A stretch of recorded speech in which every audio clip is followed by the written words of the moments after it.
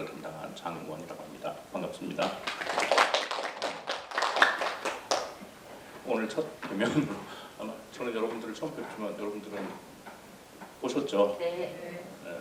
어떻게 잘 나오던가요? 네. 다행입니다. 제가 사실 마이크를 잡는 게 익숙치 않아가지고 하다 보면 이게 계속 내려가거든요.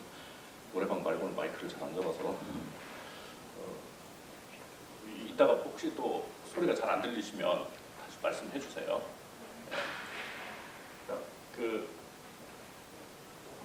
원래 오늘 도슨트 특강이 지난번에 2번 하고서 이렇게 끝날 타이밍이었는데 한 번 이렇게 또 비었다고 해서 또 요청이 와가지고 오늘 이렇게 하게 됐습니다.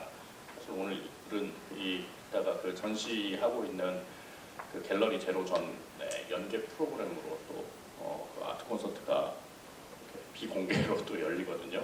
그래서 위아래를 막 왔다 갔다 뛰어다니니까 정신이 하나도 없네요. 자, 지난 시간에 우리가 봤던 데에서 그 이후부터 이렇게 좀 보게 될 건데요. 사실은 이 이후에 원래 우리가 미술사라고 하면 이제 근현대까지 같이 이어져야 하기 때문에 대개 고전의 부분을 바로크 로코코에서 다루고 그다음에 근대에서부터는 신고전 낭만에서부터 시작해서 우리가 잘 아는 인상주의, 후기인상주의 이렇게 쭉 진행이 됩니다. 그런데 너무 그렇게 하다 보면 이렇게 약간 단절된 느낌이 많이 들죠. 실제로 작품 보면 이 두 작품만 보시더라도 이거를 우리가 미술이라고 하는 이름 안에서 같은 어떤 역사적인 맥락으로 파악을 할 수 있을까요? 굉장히 다르죠. 우리는 그런 생각 없이 그래 저 작품은 이렇게 만들어졌어, 이 작품이 이렇게 만들어졌어, 이른바 뒷담화 듣는 걸로 이야기 조금 하다가 끝나버리죠. 사실 그런 건 미술사가 아닙니다. 그냥 미술 이야기죠. 그림에 대한 이야기죠. 미술사라고 하는 것은 작품을 통해서, 인간의 시각을 통해서 어떻게 그 의미, 의도들을 갖다가 전달해 왔느냐를 보여주는 것이기 때문에 시대마다 서로 다른 그 개념들을 어떻게 적용을 하고 또 그것을 어떻게 표현해 왔는가를 이해를 하는 게 필요하죠. 자, 둘 다 스페인의 화가입니다만 둘 다 이제 매너리즘, 바로크, 크게 묶으면 바로크라고 이야기할 수가 있죠. 자, 바로크라고 하는 말은 원래 찌그러진, 일그러진 진주라고 하는 뜻입니다. 자, 지난 시간 우리가 맨 마지막 부분에서 봤듯이 북유럽 르네상스에서도 마찬가지였고, 르네상스 미술은 보다 명확한 외형, 사람이든 사물이든 그 대상의 외형을 실제와 유사하게 아주 정확하게 묘사하는 데에서 바로 그 예술의 어떤 목적과 의미를 찾았죠. 그런데 이것이 너무 그 기교가 완성되다 보니까 안 보이네요. 이게 너무 커가지고 이게 필요가 없네. 인간의 신체 묘사에서 굉장히 뒤틀린 형태가 나타나고 색채도 사실적이지 않은 색채를 보여주죠. 그래서 옛날 사람들은 매너리즘에 빠졌다라고 하는 그런 부정적 의미처럼 매너리즘이라고 이름을 붙였습니다. 그런데 이후에 후대의 예술 연구자들이 그건 그래서 그렇게 매너리즘에 빠져서 그렇게 표현한 것이 아니다, 시대 정신이 달라졌기 때문이다라고 하는 겁니다. 우리가 지난 시간 맨 마지막 부분에서 봤을 때 독일의 이제 북유럽 르네상스를 잠깐 이렇게 언급을 했는데, 사실 독일에서 로마 카톨릭 교황청에 반대해서 종교 개혁이 일어나죠. 그러다 보니까 교황청을 중심으로는 반종교 개혁이 일어납니다. 구교, 캐톨릭은 베드로의 신앙의 중심이고, 마틴 루터의 종교개혁, 개신교에서는 사도 바울의 교리 중심이 훨씬 강하죠. 그런데 베드로가 초대 교황이죠. 실제로 기독교가 공인이 된 건 한참 이후지만 쭉 거슬러 올라가서 지도자들을 딱 봤을 때 베드로를 초대 교황, 특히 그리스도께서 너를 반석 삼아서 교회를 세우겠다. 그래서 원래 시몬인데 페트루스라고 이름을 바꾸잖아요. 베드로. 그런데 베드로는 완전 일자 무식이었어요. 12제자 중에 제일 무식했어요. 그러면서 성질은 제일 지랄 같았죠. 예. 그런데도 믿음이 좋다고 생각을 했기 때문에 기독교에서 그리스도를 믿어서 얻는 구원은 우리의 지식으로 얻는 게 아니라 믿음으로 이루어진다라고 했기 때문에 가톨릭에서는 개인의 믿음을 굉장히 중요합니다. 그런데 사도 바울은 12제자가 아니었고 오히려 초반에 그 사도행전에서 보면 예수장이들을 죽이러 다니는 사람이었어요. 요즘식으로 얘기하면 예전식으로 얘기하면 안기부장 정도 되는 촉망받는 그런 젊은 지도자였죠. 그러다가 회심을 해서 기독교인이 되고 실제로 신약의 거의 많은 부분들 3분의 2 정도를 사도 바울이 쓰죠. 사신서까지 전부 포함해서 로마서부터 시작해서. 그래서 기독교의 교리 자체를 세웠기 때문에 특히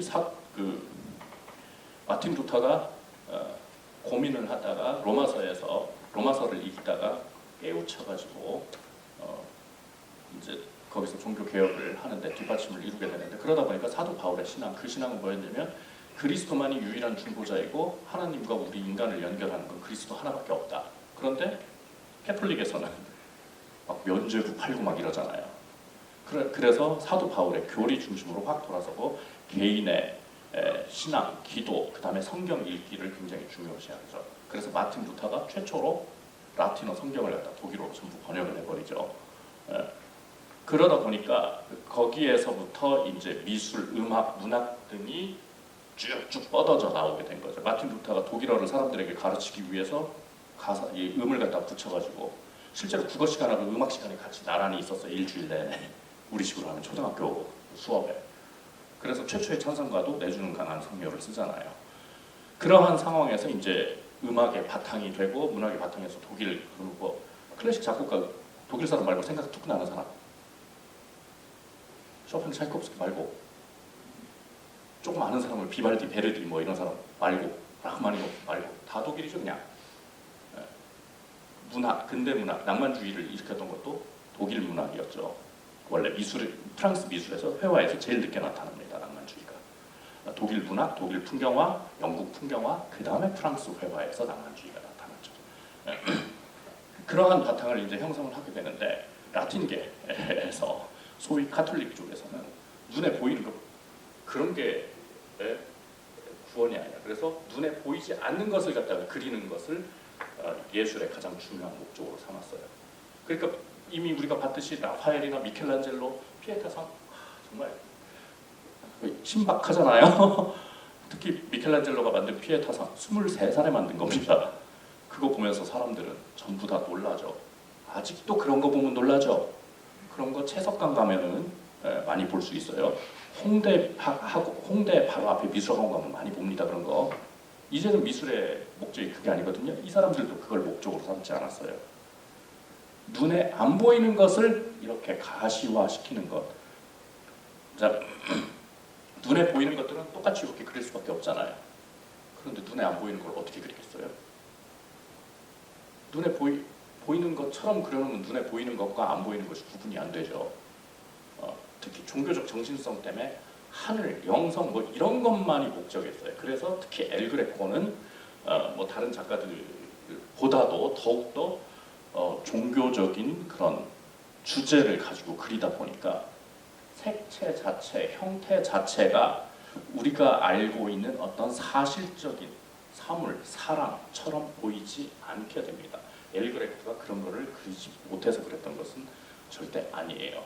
그래서 아마 기억하실지 모르겠지만 제가 라파엘의 맨 마지막에 그리스도의 변용하고 그 다음에 오르테가 백작의 매장 이거 같이 비교해 놓은 거 기억나시나요? 거기서 보면 아래쪽은 우리의 현실 세계를 그렸으니까 정말 사진을 찍어 놓은 것처럼 그려놓고 위에서는 우리 눈에 보이지 않지만 뭔가 일어나고 있는 그런 상황을 묘사하다 보니까 형태가 기괴하게 뒤틀리고 빛이 괴상하게 묘사가 되죠. 밝은 빛이 이렇게 비춰지는 부분은 너무 밝아서 색이 없어지고 그냥 희뿌연하게 표시가 되고 있죠.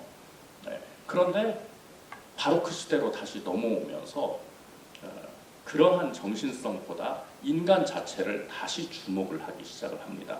그러니까 매너리즘이라고 하는 게 부정적인 의미로 붙여졌지만 사실은 기교의 매너리즘에 빠져서 이렇게 해놓은 것이 아니라 눈에 보이는 것을 사실적으로 묘사하기 위한 기교 전혀 상관없이 뭔가 보이지 않는 것을 자꾸 표현해내기 위해서 이렇게 형태를 왜곡을 시켰던 거죠.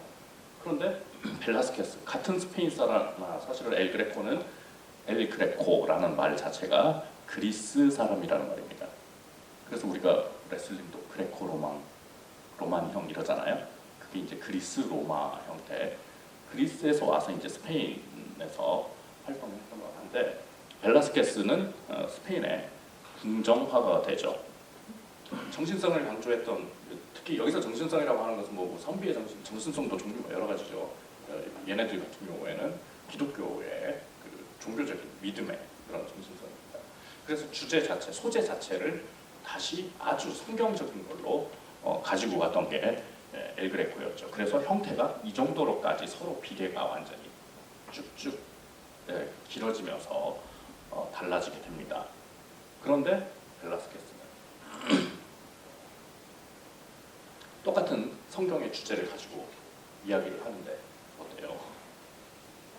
그 장면을 묘사하는 방식, 뭐 형태나 색채는 관두고 장면을 묘사하는 방식조차 완전히 다르죠. 여기서 마르다와 마리아 누구예요? 네? 네, 그러니까 어디가 있어요? 화면에서? 그러면 요 앞에는 누구예요? 한 사람은 벽에 있고 한 사람은 실내에 있는데. 그렇죠. 근데 그게 아닙니다. 사실 이 작품에 대해서는 정체가 밝혀지지 않아서 아직도 전 세계에서 무수하게 논문이 나오고 있어요. 그러니까 지금 보면 왜 얘가 안 붙이지? 저기 보면은 이렇게 네모난 곳에, 그러니까 아마도 벽이 뚫려서 저 너머의 공간이 보이는 것처럼 이렇게 보이잖아요. 저 공간은 틀림없이 성경에서 나타난 마르다와 마리아의 그런 일화를 정확하게 묘사를 하고 있습니다. 그런데 여기에서는 그러면 이쪽에 와서 일을 하고 있는 건지. 네.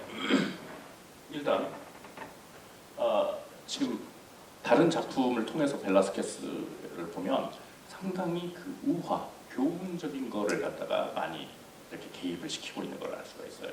그래서 여기에서는 저 안에 일화를 보여주고 있는데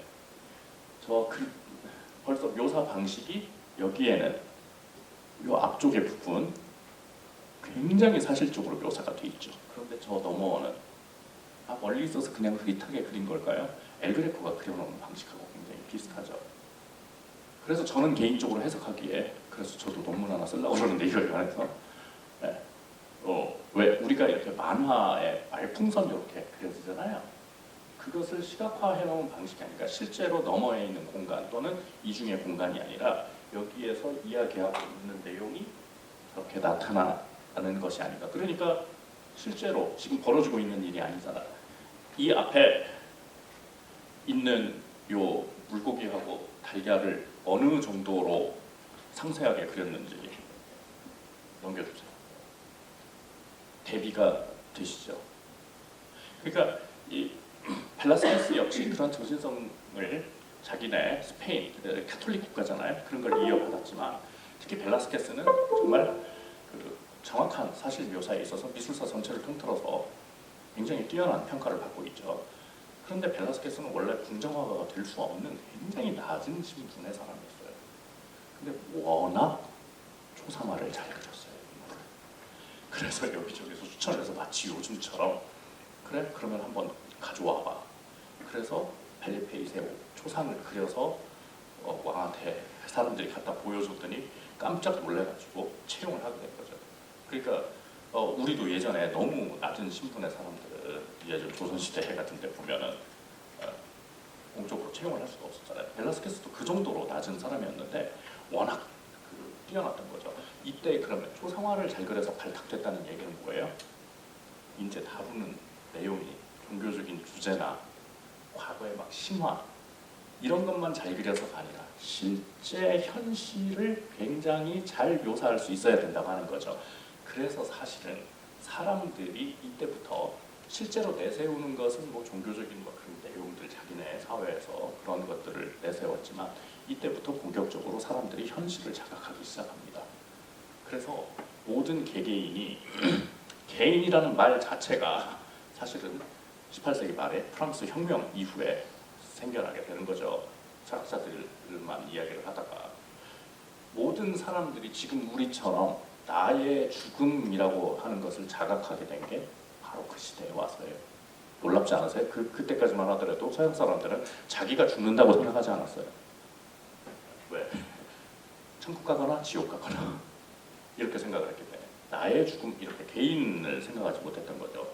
그래서 사실은 눈앞에 보이는 현실이라고 하는 것에 대한 자각을 르네상스 때보다도 더욱더 직접적으로 하게 되면서 특히 굉장히 디테일한 사실 묘사들이 나타나게 되죠. 거기에 벨라스케스가 굉장히 그 뛰어난 작가로 활약을 하게 됩니다. 자, 다음이요. 네. 안 돼요. 네. 자, 벌써 아주 사실적인 묘사뿐만 아니라 이제 그리는 대상 자체가 누구예요? 예? 서민들. 예, 그러니까 누구예요? 물장수. 그러니까 물장수 어떤 누군지 몰라요. 이제 누군지 모르는 사람들이 나타나요. 당연히 누군지 모르죠. 그냥 물장수를 어떻게 알겠어요, 우리가. 예. 지금 우리 옆집 사는 사람도 잘 모르는데 예. 소재 자체가 벌써 달라지게 되죠. 그래서 리얼리즘의 어떤 출발이 형성이 됩니다. 자, 리얼리즘 무슨 말이에요? 우리 쓰잖아요. 리얼 예능 뭐 이런 말. 리얼리즘 무슨 말이에요? 네, 보통 사실주의라고 번역하는데 그 번역은 별로 미술에서 별로 적절하지 않습니다. 특히 19세기 사실 리얼리즘은 현실주의라고 번역하는 게 맞아요. 주제 자체를 현실에서 가져오니까. 그래서 리얼리즘 앞에 스위르 레알리즘 이거는 뭐라고 불러요? 초사실주의라고 번역하나요? 왜 그건 초현실주의라고 해요? 예, 그거는 의미에 맞게 초현실이라고 해서 번역을 했는데 리얼리즘을 사실주의 이렇게 번역을 했을 때 자칫 오해가 생길 수 있는 게 이러한 소재의 현실성이 아니라 묘사의 사실성을 자꾸 얘기하는 데서 착각이 올 수가 있죠. 그래서 국립현대미술관장을 했던 김윤수 교수님 같은 경우는 번역하는 책에서 주석을 달아가지고 나는 그래서 현실주의라고 번역을 한다 이렇게 하는데 요즘에는 그냥 번역해서 쓰지 않고 그냥 리얼리즘 이렇게 쓰죠. 어쨌든 소재나 묘사 모두에 있어서 리얼리즘의 대가입니다. 한번 요 그려놓은 걸 한번 보세요. 이 질감까지도 정말 너무나 디테일하게. 또 다음이요. 네, 요 유리장 표현해놓은 거 한번 보세요. 17세기에 이런 그림을 그렸죠. 우리는 아직도 이런 하이퍼 리얼한 묘사를 보면 헉하는데 물론 요 당시에 이런 그림을 그릴 수 있었다는 것은 뭐 보통 재주는 아니었겠죠. 거기에다가 특히 유화가 완전히 이제 보급이 돼가지고 유화가 회화의 대표가 된 거죠. 자, 다음이요. 그래서 이 할머니 누구세요? 알 필요 없어요. 몰라도 돼요. 네. 아까 마르다와 마리아 뭐 그런 거 같은 경우는 뭐 어떤 연관성에서 이야기를 해야 되겠지만 그냥 일상의 모습을 그려놨는데 누군지 어떻게 알아? 벨라스케스와 관련이 있는지 그거는 뭐 미술사가들이 연구를 해봐야 되겠지만 우리는 작품을 감상하는데 이 할머니가 누구신지 몰라도 아무 상관이 없게 되는 거죠. 다음이요. 그런데 거기 한번 요 계란 프라이 묘사 한번 보세요. 네. 그래서 눈을 이제 아까 엘 그레코의 뭐 하늘을 바라보는 그런 종교적 정신성과 달리 이제 우리의 현실을 비로소 굉장히 중요하게 자각을 하는 첫 단계가 나타나게 됩니다. 그래서 이 시기가 어떤 시기예요? 우리가 서구 미술사에서 봤을 때 풍경화, 정물화, 집단 초상화가 처음 나타나는 시기죠. 17세기가. 네. 다음이요. 그래서 이런 그림 같은 경우도 단순히 그러니까 현실을 굉장히 중시해서 이렇게 다루곤 있지만 그 안에서 어떤 우화를 즉 교훈을 전달하고자 하는 거죠. 그래서 아라크네 우화라고 우리가 일반적으로 이렇게 번역하는 것은 사실 여기서도 요 앞에 부분과 저 뒤에 공간이 좀 더 환한 공간이 보이죠. 그 부분이 이제 아라크네 우화를 다루고 있어서 그렇게 이렇게 번역을 하지만 사실은 라스 힐란데라스가 원래 그 스페인어의 제목입니다. 그것은 여기 앞에 실 잡는 여인들이에요. 그러면 저 실 잡는 여인들에 대해서 이 당시에 고대 그리스부터 내려오던 서구에 마치 우리 조선시대 공자부터 내려오던 그 이야기를 하는 것처럼 아라크네 우화를 통해서 당시 여성에게 요구되었던 어떤 근면, 성실, 절제 등등을 이제 보여주고자 했다고 하는 거죠. 그런데 저 뒤에 보면은 지금 이렇게 스크린이 있듯이 여기 이렇게 벽에 양탄자가 걸려 있잖아요. 마치 여기서 짠 듯한 그 그림은 다음이요. 티치아노의 작품을 모사한 루벤스의 작품을 갖다가 쓴 거예요. 이미지를. 차용의 차용. 실제로 이 벨라스케스가 좀 더 예술적인 성취가 굉장히 올라갔던 게 루벤스가 이제 스페인 왕실에 와가지고 몇 달 동안 머물렀었거든요. 그때 루벤스를 너무 존경해가지고 루벤스한테 배우고 또 루벤스가 조언을 해주죠. 유학을 가라 그래서 이탈리아로 유학을 갔다 오기도 하죠. 왕이 허락을 해줘가지고. 네. 자, 다음이요. 어쨌든 벨라스케스는 특히 궁정 화가로 이렇게 있었을 때 가장 본업은 첫 번째 왕 그리고 왕의 가족들을 초상을 이렇게 기록해서 남겨두는 것이었죠. 그 다음에 여러 중요한 역사적인, 종교적인, 신화적인 그런 대형 작품들, 중요 작품들을 그려서 남기는 것이었습니다. 그래서 이제 마가리타 공주의 모습도 아주 어렸을 때부터 많이 남겨놓고 있는데 마가리타 공주는 사실 20대 요절을 해요. 20대 초반에. 다음이요. 마가리타 공주를 그린 것 중에 가장 유명한 게 요 시녀 라스메니나스죠.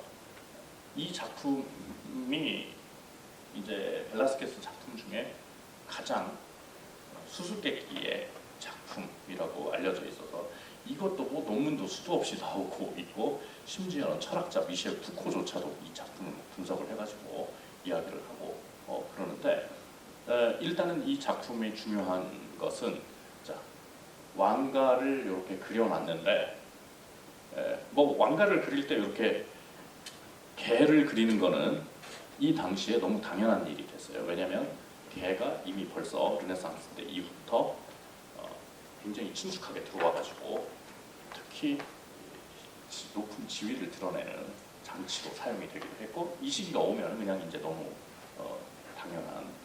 그런데 여기에서 요 개 표정 있죠? 좀 어둡지만 보이세요? 잘 안 보이는데 이렇게 안 보일 수밖에 없는 게 이렇게 찡그리고 있어요. 개도 표정 이렇게 되게 잘 찍거든요. 이때는 오 베스트 어시스턴트인데 네, 조금 더 잘 보이시죠? 네, 다시 지금 마가리타 공주의 모습에서는 별로 그렇게 표정이 잘 안 읽혀요, 그렇죠? 근데 그 내면의 표정을 여기서 보여주고 있는, 즉 묘사를 인간의 심리까지 투영시키는 묘사물로서 그래서 강아지 사람이 됩니다. 나중에 혹시 기회가 되면 강아지 미술사를 한번 하면 되게 여러분들은 별로 강아지 안 좋아하시나요? 그럼 고양이 미술사를 할까요? 네, 다시 화면 전체로 줄여주세요. 사실 요거 굉장히 분석해놓은 도판들이 많이 있는데 안 가지고 왔는데 이렇게 보여주니까 좋네요. 일단은 뭐 그런 거는 뭐 여담으로 남겨두고 왕가를 그려놓고 거기 시녀들을 그려놨는데 벨라스케스 본인의 모습이 들어가 있죠. 자기의 모습이 벌써 왕가의 모습에 나타나 있는데 그러면은 지금 그림 안에서는 우리의 시선으로 이렇게 펼쳐져 있잖아요. 그러면 벨라스케스는 반대로 이쪽에 있는 우리의 시선 쪽에 있는 거를 그리고 있겠죠. 누굴 그릴까요? 뭘 그리고 있을까요? 대개는 그동안에는 어떻게 해석을 했냐면 이게 거울이라고 생각을 해서 요쪽에 있는 그러니까 왕과 왕비 마가리타 공주의 아빠 엄마가 여기에 서 있는데 그걸 그리고 있는데 얘가 와가지고 앵앵거리고 있다 뭐 이렇게 표현했거든요. 근데 각도를 보면 안 맞아요. 전부 다. 그러면 여기에 인물은 누구일까? 그래서 사실은 정확하게 정체가 밝혀지지 않아서 이것도 굉장히 논문으로 많이 다루어지고 책도 뭐 많이 있고 이걸 가지고 한 패러디도 어마어마하게 많이 있습니다. 그런데 뭐 그거야 미술사학자들이나 연구자들이 할 얘기이지 우리가 봤을 때는 이런 그림들이 비록 왕족들을 그리는 이런 왕실의 그림이지만 벌써 화가 개인의 모습이 그 안에 같이 투영이 되어 있죠. 비록 사이드기는 하지만 사회 구조와 더불어서 인식들이 변화하면서 작품 안에 담겨지는 인물의 모습이나 이런 것들도 함께 변화를 하기 시작하는 단서를 보여준다는 겁니다. 네. 다음이요. 그거는 19세기 고야 똑같이 스페인 궁정화가였죠. 거의 마지막 궁정화가였는데 거기에서 찰스 4세와 가족들의 조상 여기에서 보면 여기에서는 만약에 벨라스케스 시대의 왕과 그 주변 인물들 그러니까 가족들의 초상을 이렇게 그렸으면 사형감이죠 이거는. 근데 벌써 시대가 200년이나 지났어요. 거의 뭐 200년 가까이 지났어요. 여기에서 제대로 묘사된 멀쩡하게 생긴 인물 하나 있나요? 그나마 요 둘 말고는 아예 목 돌아가서 얼굴도 안 보이죠. 예. 일부러 희화화시킨 것처럼 묘사를 했죠. 물론 이제 왕실 자체를 풍자하기 위해서 저런 묘사를. 그런데 똑같이 벨라스케스처럼 고야 자신의 모습이 어두움에서 슥 고개를 내밀고 있죠. 이거 밤에 불 꺼진 데서 보면 되게 놀래겠죠. 저 얼굴을 발견했을 때. 바로 이게 그러니까 개인 창작 주체로서 예술가, 화가라고 하는 그런 개인에 대한 자각 역시 굉장히 중요하게 변화되는 것을 보여주고 있죠. 네, 다음이요. 그래서 이 시기에 또 많이 그려진 게 뭐예요? 집단 초상화뿐만 아니라 바로 화가 스스로의 자화상들도 굉장히 많이 그려지기 시작합니다. 그리고 그럴 수 있었던 것도 왜? 거울이 굉장히 이미 보편화가 됐죠. 그래서 거울은 어떤 신비한 대상이기도 하고 종교적인 상징물이기도 하고 또 과학의 합리성의 상징이기도 했어요. 그리고 거짓을 밝혀주는 또는 왜곡을 만들어내는. 그래서 사실은 서양 미술사 전체에서 보면 거울이 가장 다양한 상징들을 가지고 있습니다. 그런데 어쨌든 그걸 통해서 자기 자신을 스스로 투영시켜서 묘사하는 이러한 자화상들도 많이 그려지게 되죠.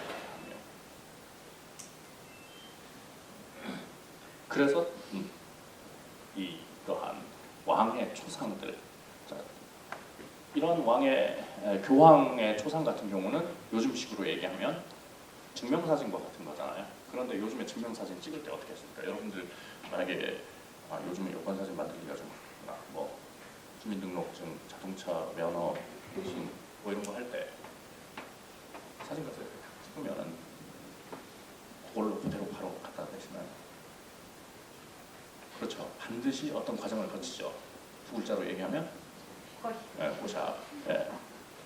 왜? 왜 뽀샵을 해야 돼요? 나를 뭐 괜찮은 외모를 가진 사람을 묘사하기 위해서? 아니에요. 그게 아니고 사진이 찍어내는 모습은 25분의 1초로 찍힙니다. 그 속도는 우리의 눈이 감지하지 못하는 속도예요. 그러니까 다 이상하게 나오는 거예요. 얼어붙은 듯이 굉장히 순간의 모습. 게다가 사진 찍을 때는 그러니까 오히려 스냅샷을 찍을 때는 되게 자연스럽죠. 왜 그냥 움직임 속에서 딱 포착되는 장면이니까. 근데 일부러 사진 찍으려고 그러면 경직되잖아요. 그런 순간에서 또 25분의 1초로 찍기 때문에 우리 눈이 파악하지 못하는 얼어붙은 이상한 이런 형태가 나오기 때문에 자연스럽게 사후 처리를 해주는 겁니다. 사진은. 그런데 이때는 사전 처리를 해놓고 그러니까 사전 뽀샵을 하는 거죠. 무슨 얘기냐? 저 그리는 대상이 누구냐, 어떤 상황이냐에 따라서 그거를 미리 설정해놓고 거기에 맞춰서 그린다는 거죠. 목적에. 사전 뽀샵, 사후 뽀샵의 차이죠. 하여튼 그래서 교황 같은 경우는 먼저 교황의 권위를 드러내기 위해서 굉장히 근엄한 자세나 형태 이런 거를 취하고 있음에도 불구하고 그냥 다른 왕하고는 다르죠. 교황은 종교 지도자죠. 그러니까 거기에 어떤 인자함까지 또 같이 이렇게 표현을 하는 어떤 상황들을 갖다가 미리 설정해놓고 그림을 그리기 시작을 한다는 거죠. 근데 여기에 베이컨, 요 벨라스케스를 따라 그린 습작이거든요.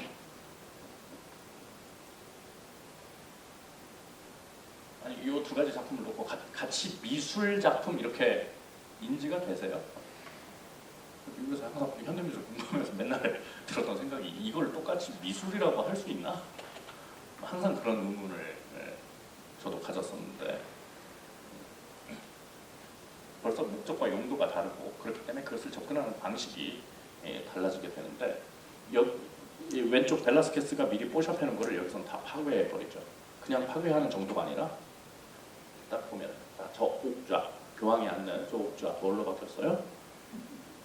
20세기에 고문하는 전기의자로 바뀌었죠. 실제로 프란시스 베이컨은 1, 2차 대전을 다 경험한 작가죠.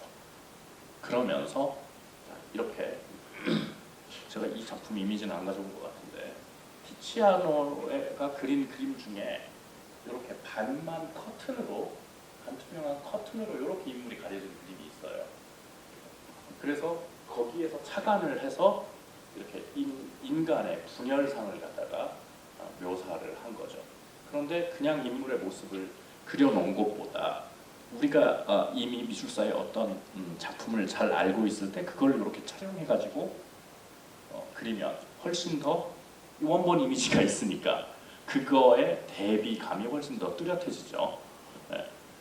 그러면서 이렇게 현대인의 어떤 내부 보이지 않는 정신의 어떤 분열, 상실 등을 이런 식으로 이렇게 표현을 했는데, 자 그러면 사실 그러한 바로크 시대의 그러한 현실성에 대한 자각에서 가장 그 뚜렷한 첫 출발을 보인 게 까라바지오라고 하는 화가입니다. 벨라스케스보다 앞서는데 이 까라바지오의 이 작품에서 보면 자, 이게 똑같은 주제로 그린 건데 사실은 그 주문자가 이 그림을 받았을 때 저 왼쪽의 그림을 보고 이런 말도 안 되는 이거는 신성 모독이다 그래가지고 다시 그려가지고 다시 그린 게 이 그림이에요. 여러분들께서 보시기에는 어떤 차이가 있는 것처럼 보이세요?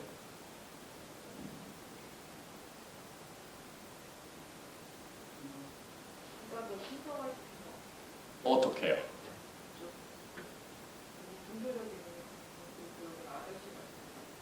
바로 그겁니다. 이쪽보다는 이쪽을 설명을 더 잘하시네요. 그냥 아저씨 같잖아요. 성경의 인물을 그려야 되는데 거기에다가 천사가 와가지고 이 아저씨하고 몸이 뒤엉키는 듯한 에로틱한 상태를 갖다가 보여주죠. 거기다가 심지어는 요 주름 그대로 보이세요? 똑같이 대머리의 주름인데도 그냥 우리 옆집 아저씨를 갖다가 그려놨다고 이렇게 생각해요. 이때만 해도 용인되지 않는 이야기였습니다. 그래서 그 인물을 갖다가 묘사를 할 때 다른 방식으로 묘사하기를 원했던 거죠. 그래서 하면 카라바치오는 이러한 종교적인 내용을 다룰 때조차도 이것이 우리의 현실에서 실제로 일어나는 것처럼 묘사하기를 원했어요. 그렇지 않으면 뭐 각자 여기 앉아 계신 분들이 각자의 종교, 무교도 종교죠.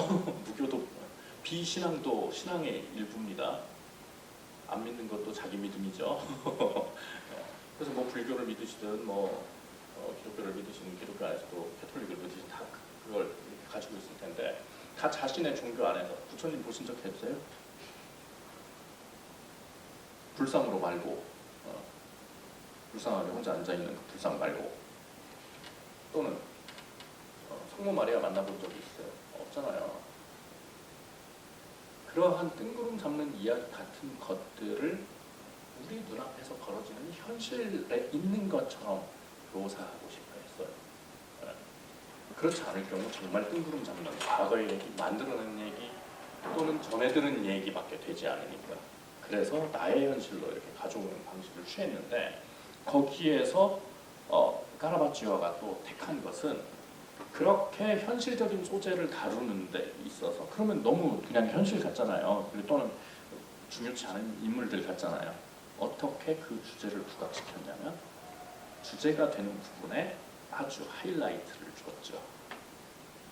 그래서 빛과 어둠을 대조시키는 명암 대비를 처음으로 아주 본격적으로 이렇게 창안을 합니다. 자, 그러면은 제가 제목 써놨죠. 성마태를 부르심. 성마태 누굴까요? 아니 일단 예수님 어디가 계세요? 뭐 이거 밀리를 찾아라도 아니고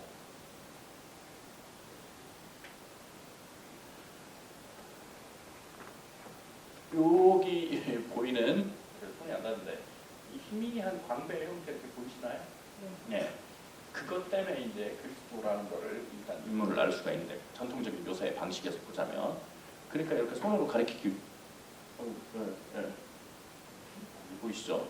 네. 손으로 가리키고 있는 게 누굴까요? 그러면 성마태가 누굴까요? 다시 풀 화면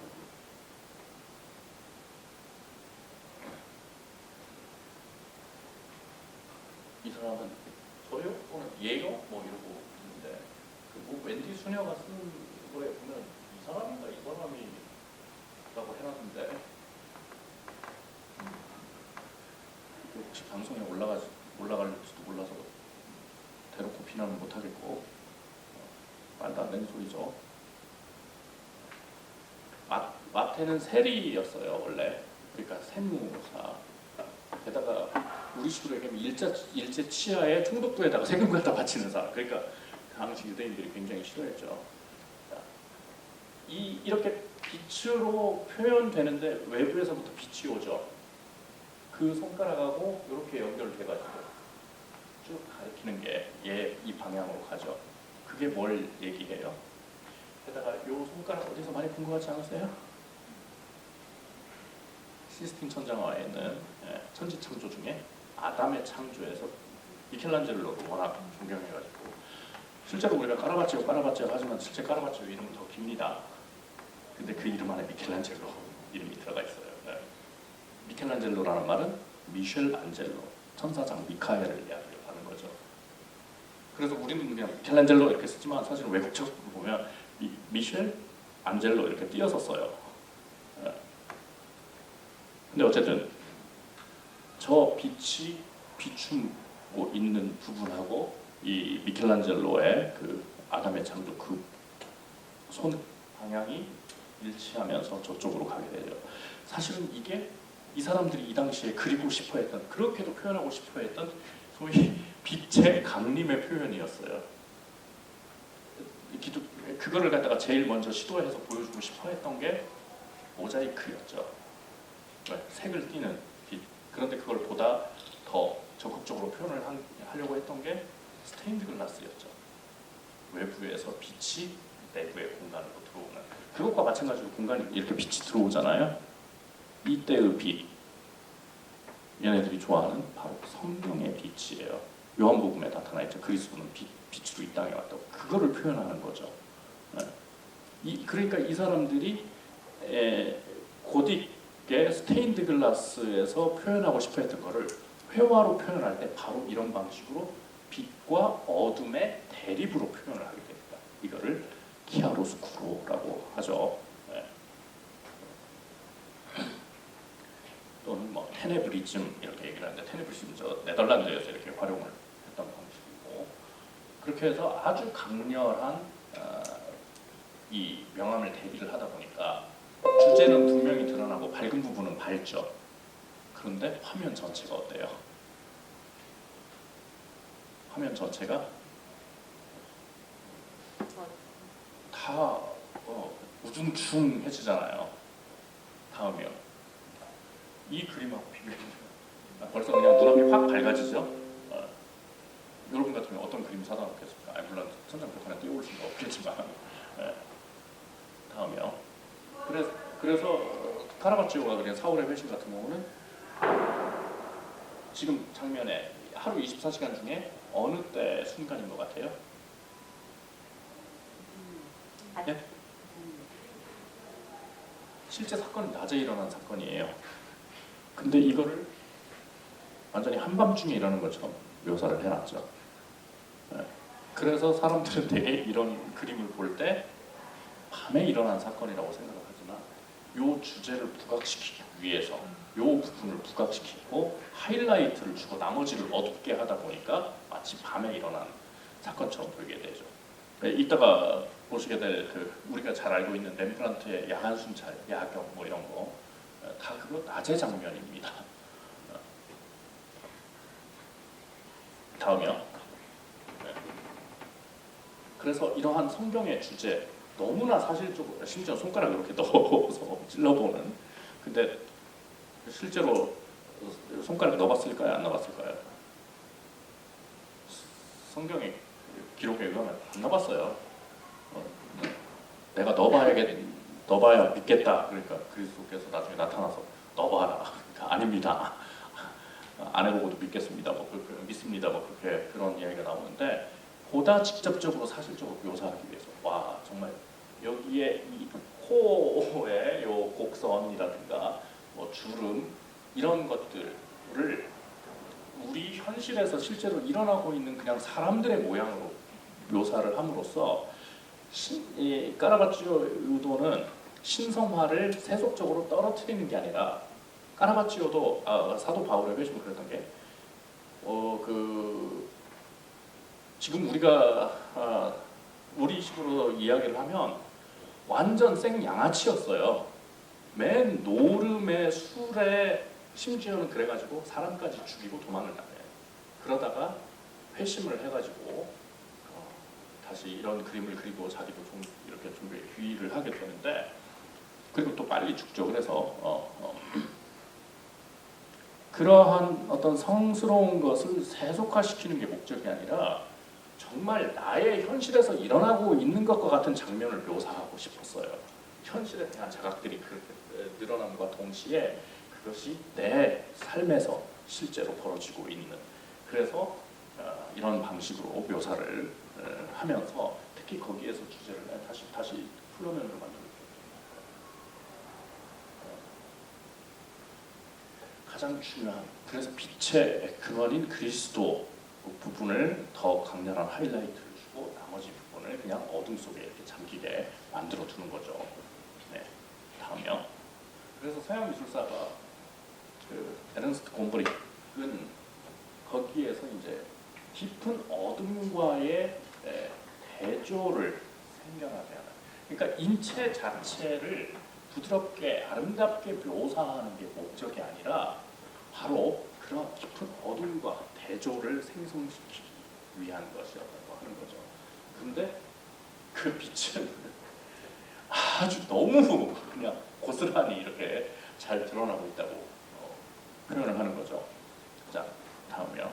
그래서 이렇게 요거는 조금 상태가 좋은 건데, 베드로의 순교라든가 사도 바울의 회심 이런 장면 같은 데서 보면은 나머지 부분들은 아예 그냥 까만 배경 위에다가 색을 더해놓은 것 같거나 나머지는 그냥 아무것도 안 들어가고 까만 걸로 덮은 것 정도처럼 보이죠. 물론 가까이 가서 보면 다 그려놓은 거지만 그럼으로써 어둠과 빛 여기에서 또 이들이 당시에 표현하고 싶어했던 한 가지의 목적이 드러나죠.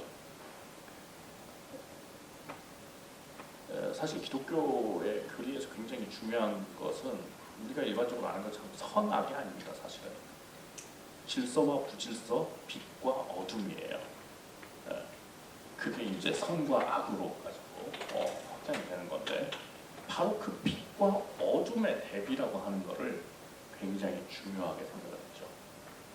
게다가 이 시기가 이제 계몽주의 시대라고 하잖아요.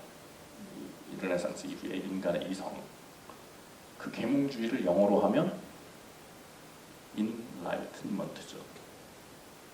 즉 이성의 빛을 밝힌다고 하는. 그러니까 이때는 종교적인 의미에서만 빛이 아니라 인간 이성 역시도 빛이라고 생각을 했었죠. 그래서 렘브란트는 그 빛을 종교적인 빛으로 사용을 하기도 하고 인간 이성의 빛으로 사용하기도 합니다. 근데 까라바치오는 그래서 자기가 회심했던 그런 걸 통해서 이 아브라함이 자기 아들 이삭을 제물로 바치는 장면을 굉장히 여러 차례 이렇게 그리게 되는 거죠. 다음 렘브란트 역시 바로 그러한 빛과 어둠을 굉장히 중요하게 사용을 하면서 주제를 표현해내는, 드러내는 그런 기법으로 사용을 하는데 다음이요. 조금 전에 설명했듯이 바로 이런 인간 이성의 빛이라고 하는 그 자각 역시 굉장히 중요하게 나타나기 시작합니다. 인간 이성, 그 주체 누구? 나 누구? 나 렘브란트야. 당시 네덜란드를 대표하는 화가였죠. 루벤스는 이제 플랑드르 지역, 렘브란트는 홀랜드 지역에. 그런데 렘브란트도 하며 이런 그림을 보면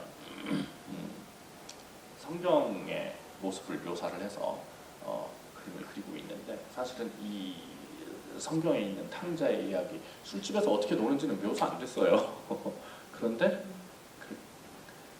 자기 자화상을 여기다가 넣어가지고 자기 아내 사스키아와 같이 이 모습을 그려놓으면서 그 성경의 내용을 자기의 모습으로 끌어오면서 또 자신의 회심의 상태를 드러내죠. 그런데 렘브란트가 최초로 명성을 얻기 시작했던 게 바로 유명한 투 박사의 해부학강이라고 하는 그림이에요. 여기서 이 그림이 전반적으로 무엇을 드러내요? 뭐 내용이고 주제고 일단은 그냥 사람이 여러 보이죠. 바로 이런 집단 얼굴, 인물 추상에 굉장히 뛰어나고 그것에서 인정을 받으면서 이 작품을 통해서 명성을 얻기 시작을 하죠.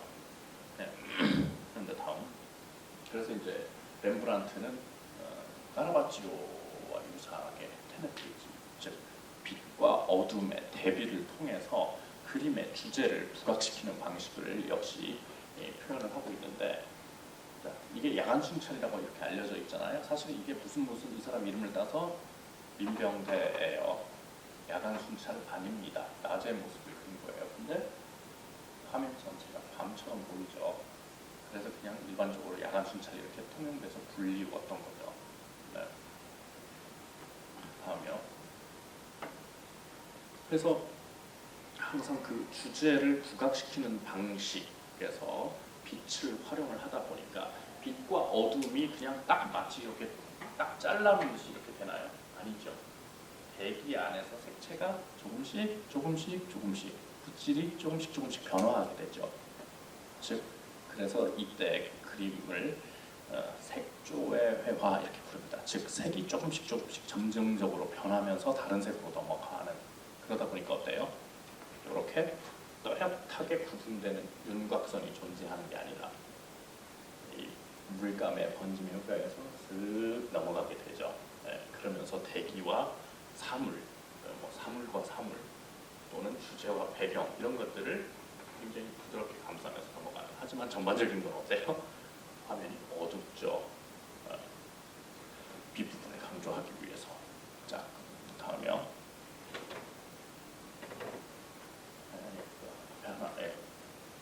이러한 그 동일한 그 성경의 주제를 다루고 있는 데서도 루벤스와 렘브란트의 차이가 나타나는데, 렘브란트는 주제를 부각시키기 위해서 빛과 어둠의 대비를 강조를 했다고 한다면, 루벤스는 그런 것과 더불어서 보다 더 강조하고 있는 게 인간의 신체와 색채입니다.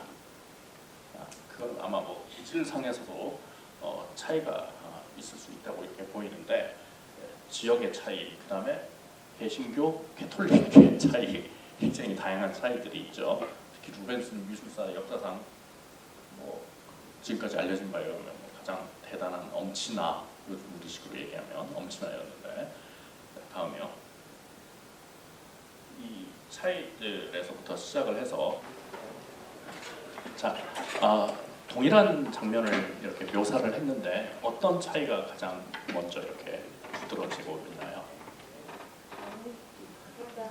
그렇죠. 일단 벌써 루벤스의 작품도 전체 화면의 분위기는 조금 어둡지만 그 와중에도 푸른색과 붉은색의 색이 직접적으로 이렇게 부각이 되죠. 다음이요.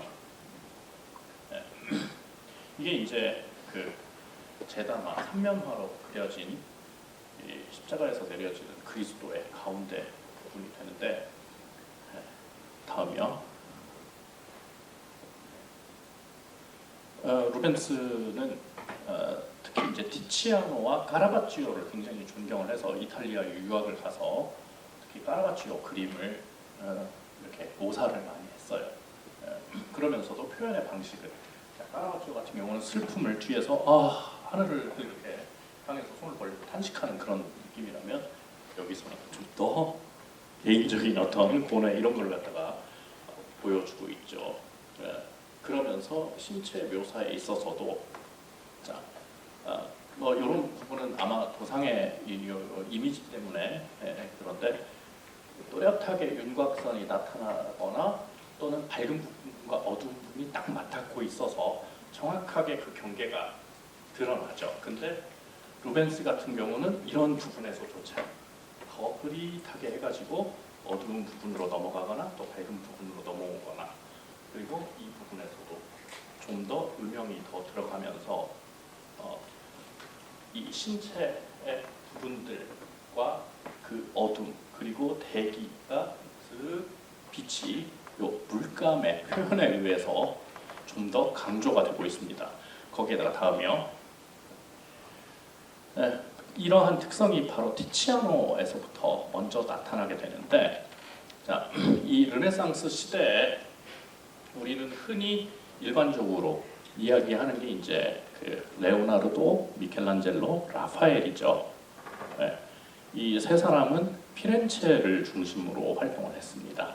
그런데 티치아노는 같은 시대에 물의 도시 베네치아에서 활동을 했죠. 그러다 보니까 베니스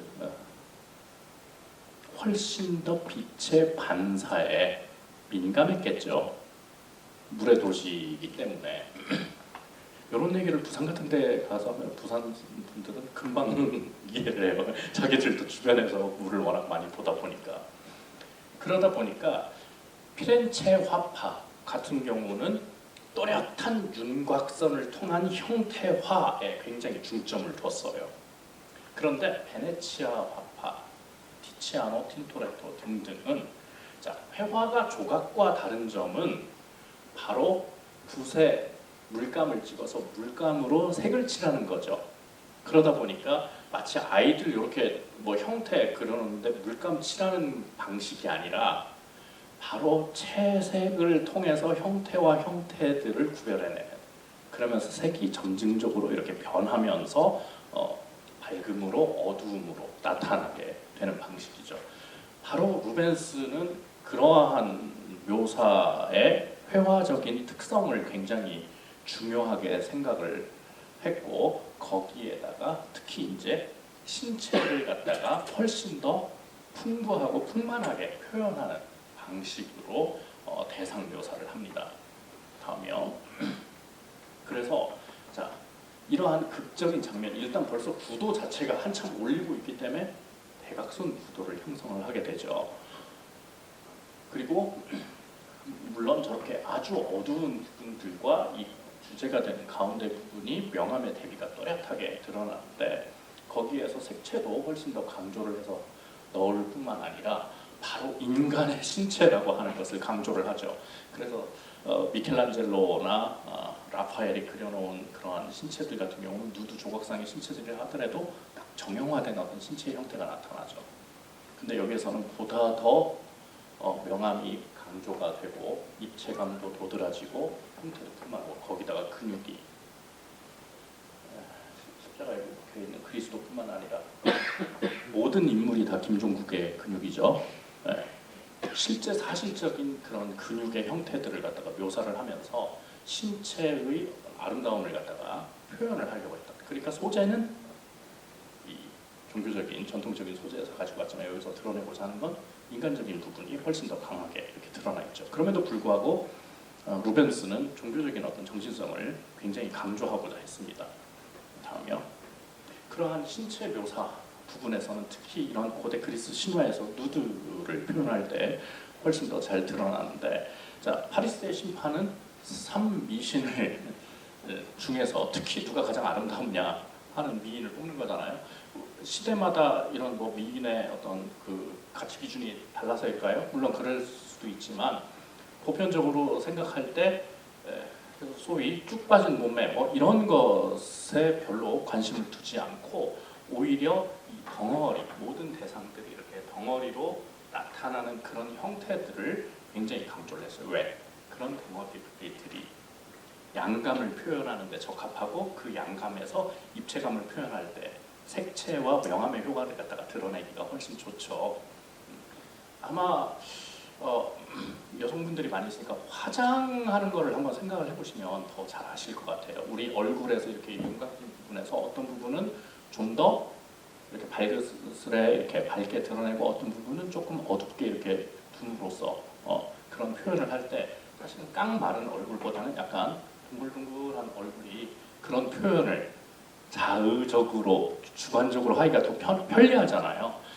인물의 형태도 약간 비슷한 형태였죠. 그래서 이렇게 풍만한 형태로 표현을 하면서 형태와 형태, 그 다음에 대기 배경과 형태 사이에 이러한 음영들, 색채의 변화. 그래서 그게 점증적으로 조금씩 변한다고 그래서 음악의 용어를 끌어와가지고 색조가 변한다고 이렇게 본 거죠.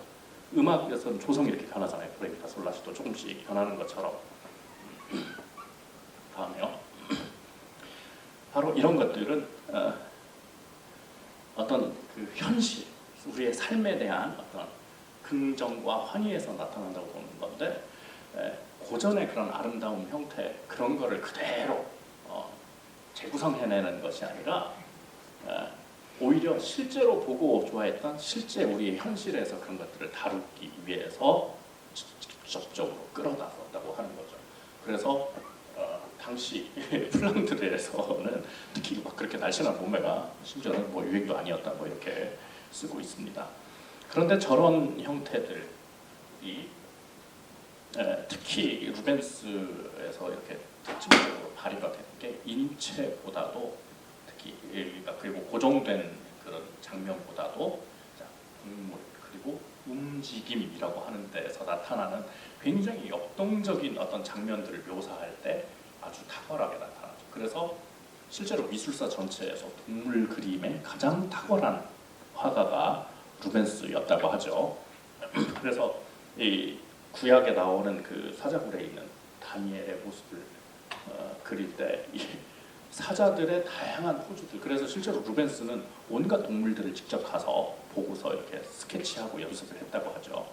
네, 그런 다양한 형태들을 묘사를 하고 있는데 이것이 이러한 사냥 장면 온갖 형태와 그러니까 인물과 동물들이 뒤엉켜 있는 이런 형태들에서조차 각각 세부의 대상들을 들여다보면 아주 정확한 묘사와 더불어서 화면 전체를 봤을 때 움직임의 굉장히 역동적인 그런 표현력까지도 같이 성취를 하고 있죠. 다음이요. 그러다 보니까 뭐 여기저기서 워낙 주문이 많아서 요즘 연구에 의하면 지금처럼 이렇게 개인 물론 지금도 조수를 많이 쓰지만 이때는 대개 이제 도제제도였기 때문에 어떤 한 화가가 굉장히 뛰어나면 밑에 조수들을 많이 두잖아요. 특히 루벤스는 유럽 각지로부터 뭐 엄청나게 이렇게 주문을 많이 받아가지고 그것을 다 소화를 할 수 없을 지경이었다고 하는데, 그래서 이제 어떤 것이 실제 루벤스가 주로 그린 거고 어떤 건 뭐 제자들이 그린 거냐 뭐 그런 것도 많이 있지만, 그렇게 주문을 받은 것 중에서 이제 가장 유명한 것 중에 하나가 이렇게 마리아 드 메디치, 그가 이제 프랑스 왕한테 시집을 가기 위해서 이 초상화를 보고 있는 이런 장면부터 이렇게 굉장히 유명하게 연작으로 이렇게 나타나 있죠. 근데 이런 장면에서도 보면 아까 종교적인 그림 주제들은 아무래도 주제 자체가 벌써 진지하고 엄숙하잖아요. 그러니까 전반적인 회갈색의 톤에서 색채를 조금 가미하고 명암을 이렇게 대비를 시켰는데, 지금 이런 장면 같은 경우는 어때요?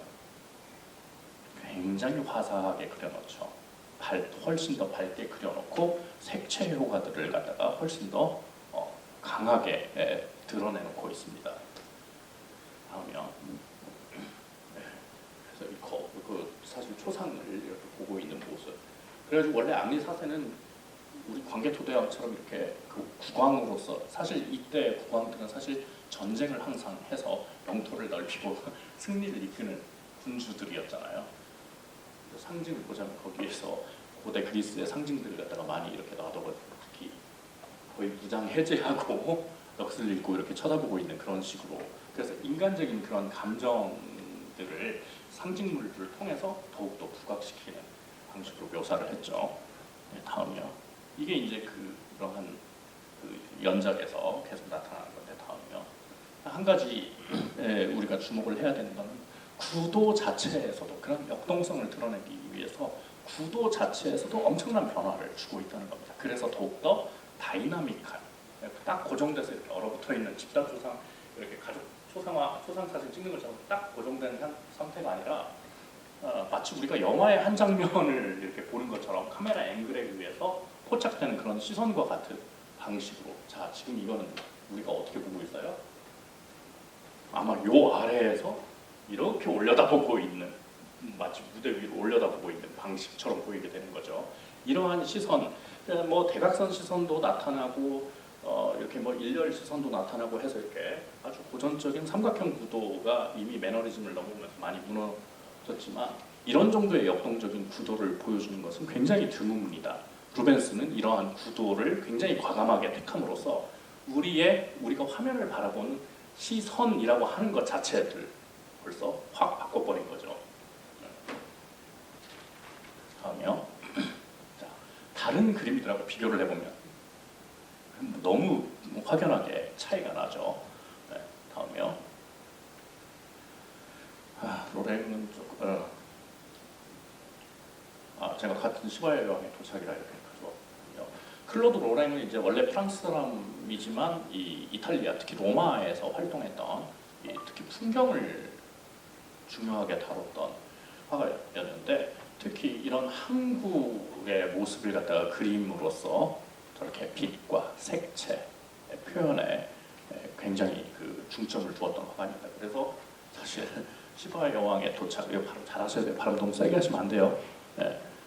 시바 여왕에 도착하는 장면은 아마도 이 부분인 것 같죠. 그러니까 전체 화면에서 보면 오히려 풍경이 거의 주가 되고 이제 인물들, 사건들은 점점 축소가 됩니다. 나중에 이런 것조차 다 없어져 버리는 게, 그리고 풍경만 나타나는 게,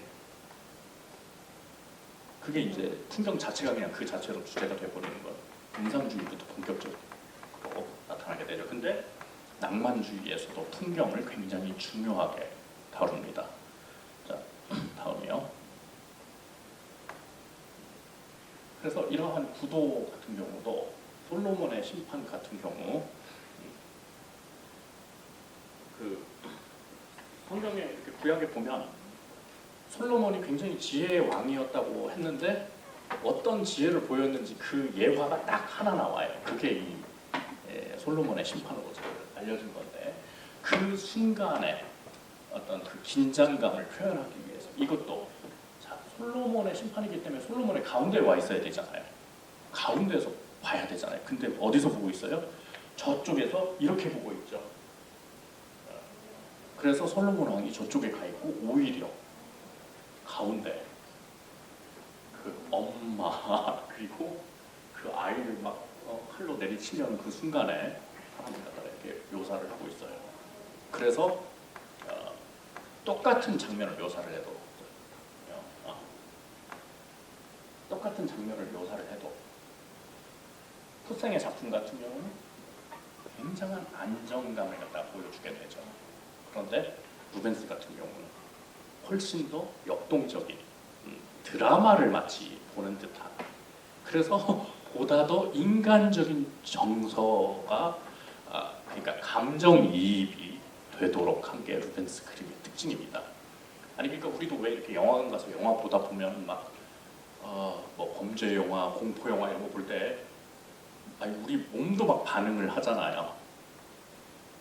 아니 한번 이렇게 비유를 해볼게요. 뭐 공포 영화에 포스터가 있어. 근데 이렇게 딱 정지된 상태 보면서 공포 느껴본 적이 있으세요? 없잖아요. 그냥 보면서 유추해서 이거 무섭겠는데? 그러고 가서 보는 거죠. 왜 그런 무서운 영화를 가서 소리 꽥꽥 지르면서 돈 내고 가는지 저로서는 이해가 안 되는데 제가 세상에서 제일 무서워하는 게 뱀하고 귀신이라서 공포 영화 절대 안 봅니다. 예전에 그런 영화인지 모르고 링이라고 하는 영화를 한번 보고 한 사흘간 잠을 못 자가지고 근데 이런 장면은 회화의 하나의 고정된 장면이긴 하지만 이 장면 안에서 벌써 수많은 이야기와 막 그 감정의 동요가 일어나게 되는 거죠. 네, 다음이요.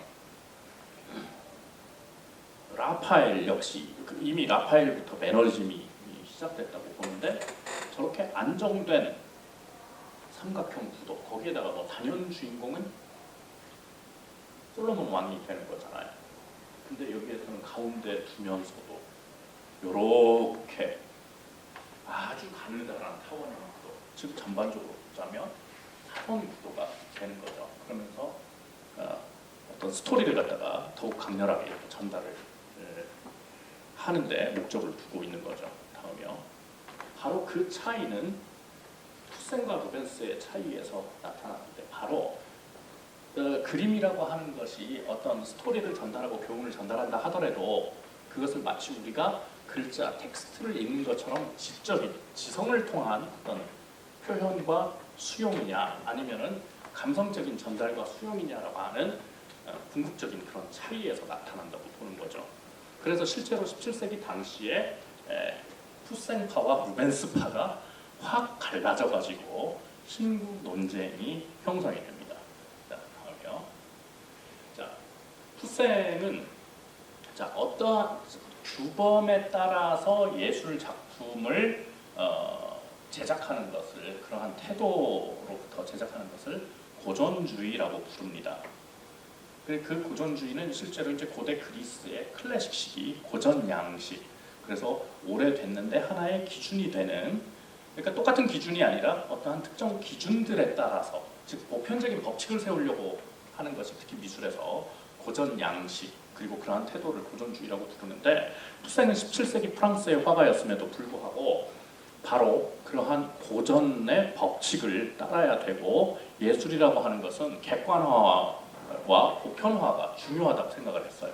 그래서 올바른 예술가 벌써 올바른 이런 단어를 쓰는 거 보면 이 태도가 뭔지 드러나죠. 그런 예술가는 어떤 영원의 법칙에 따라야 된다라고 보고서 특히 형태와 색채, 사고와 감정, 진실과 아름다움, 이상과 현실 이렇게 이분법적인 대립항들이 서로가 조화를 이루고 균형을 갖춰야 한다고 강조를 하는 거죠. 이런 것이 올바른 예술이라고 보는 건데 바로 그러한 형식상에서 어떤 내용을 다뤄야 되냐? 바로 전쟁, 영웅, 종교적인 것 같은 이런 것들을 변치 않는 어떤 위대한 주제라고 생각을 했죠. 그래서 이런 것들, 이러한 내용들이 바로 저러한 형식들과 결합이 돼서 만들어진 작품, 그러한 양식을 이렇게 그랑마니엘 장녀 양식이라고 불렀어요. 그리고 푸생 스스로가 그러한 작품들을 표현하려고 했죠. 그러면서 이제 덧붙여가지고 다른 비천한 주제들은 피해야 된다. 뭘 비천한 주제라고 생각을 했냐면 그냥 일상 묘사하는 거. 왜? 바로 저 당시에 파리보다도 위에 북부 네덜란드에서 일상을 이 소재로 하는 그러한 작품들이 나타나기 시작을 하죠. 그런 것들은 아무 의미가 없고 비천하다고 생각을 했던 거죠. 네. 그래서 이러한 푸생을 옹호하는 사람들도 나타나게 되는데 나중에 이제 루벤스가 훨씬 더 영향력을 발휘를 하게 되면서 이 사람들에게요. 그러면서 이제 바로 그 루벤스의 어떤 풍만한 형태 그리고 화려한 원색 위주의 색채 그다음에 그러한 색을 표현할 때 어떤 대기의 붓질의 표현에 의해서 화면의 전반적인 분위기를 만들어내는 것이 귀족 중심주의의 취향으로 연결이 돼서 합쳐져서 나타나는 게 로코코 양식으로 나타나게 됩니다. 물론 로코코 양식은 건축과 인테리어 같은 경우는 합스부르크 왕가를 중심으로 한 게르만 쪽에서 더 강조가 되고 회화의 경우는 프랑스 파리를 중심으로 해서 나타나게 되는 거죠. 그래서 푸생은 자 주제 자체도 이렇게 실제 뭐 로마 고대 로마의 역사적인 사건 막 뒤엉켜 있는데도 하나 모든 인물들이 다 정확하게 빚어놓은 듯한 또렷한 형태들을 나타내죠. 그러니까 이렇게 막 정신없이 산만한 그러한 장면을 묘사를 했음에도 불구하고 그 안에서 어떤 균형, 조화라고 하는 감각들을 굉장히 중요하게 다뤘죠. 두 개는. 그래서 아카디아는 좀 설명 넘어가고 아니.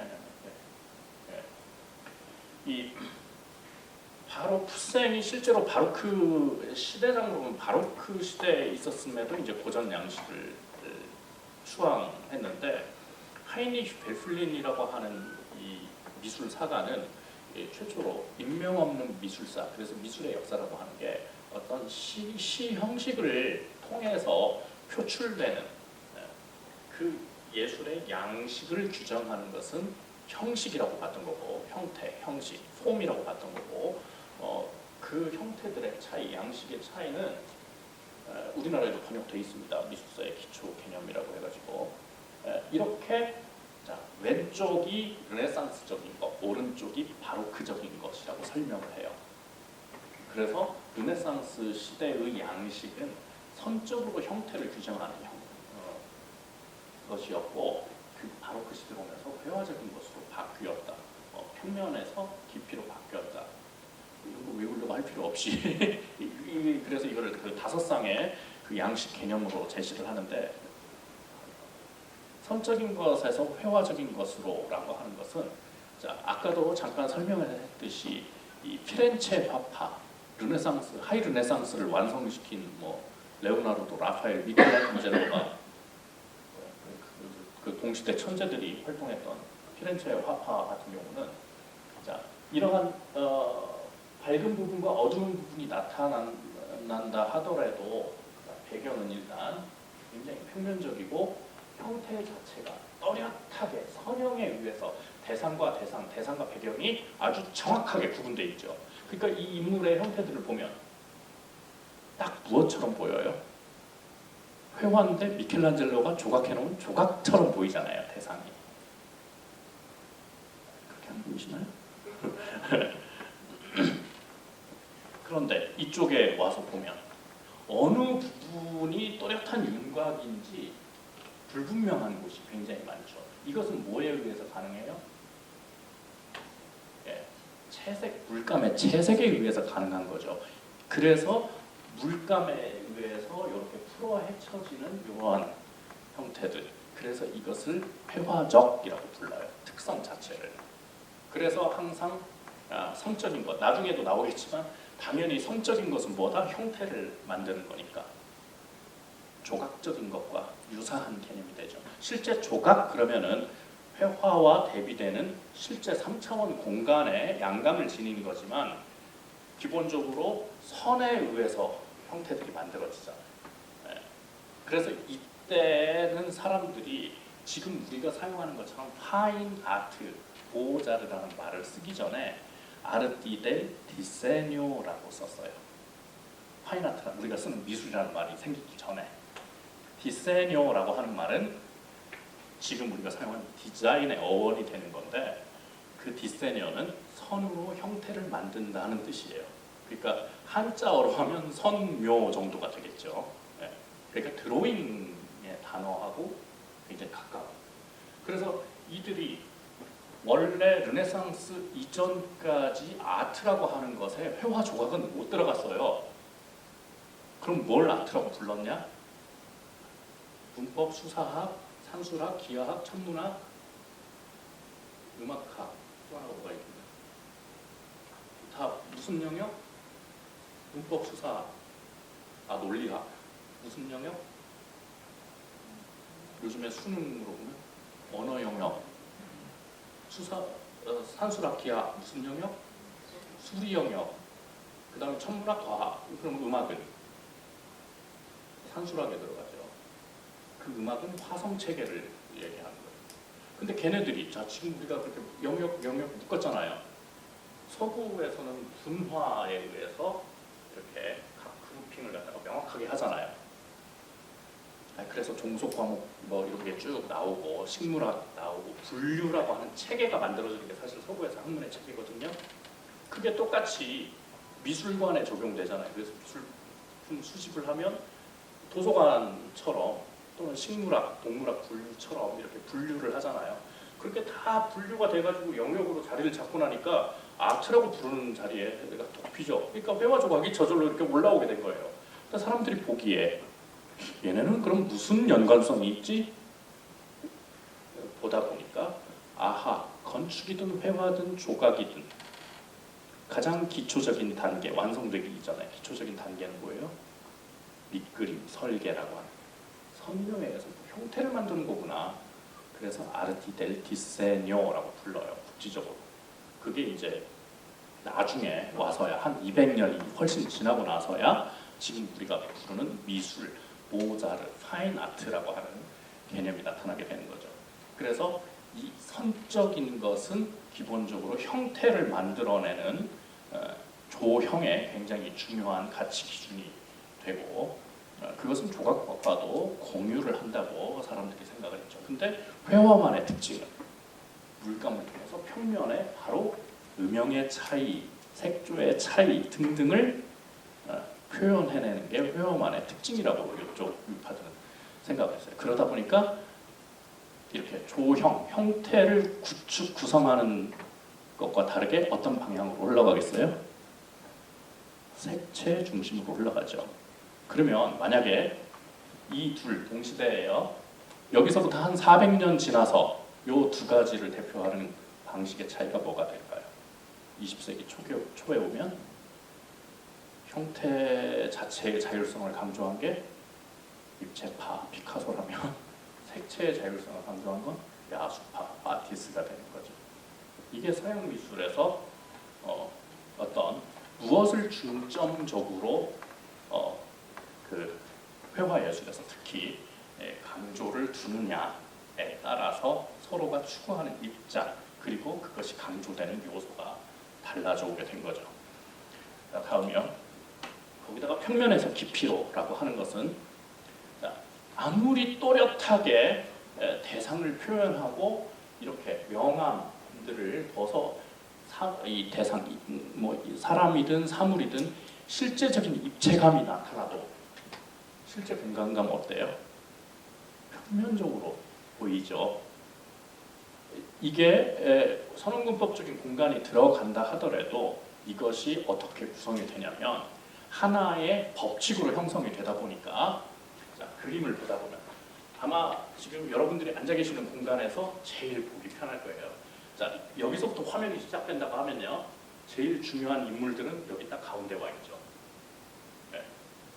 그리고 그 뒤에 좀 덜 중요한 사람들 배경, 엑스트라, 그 다음에 맨 뒤에 마지막 막이 있죠. 이게 딱 어떤 구도?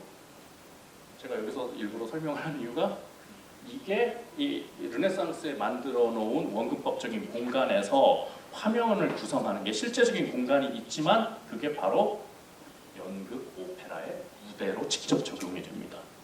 그래서 연극 오페라 막과 장들, 특히 막 부분을 할 때 그 표현을 하게 되는 거죠. 그러니까 그런 방식이 되는 거죠. 제일 앞에 이걸 만약에 연극 무대라고 생각하면 제일 앞에 중요한 게 있고 그 뒤에 중경의 배경, 그다음에 맨 원경 실제로 배경, 무대 디자인처럼.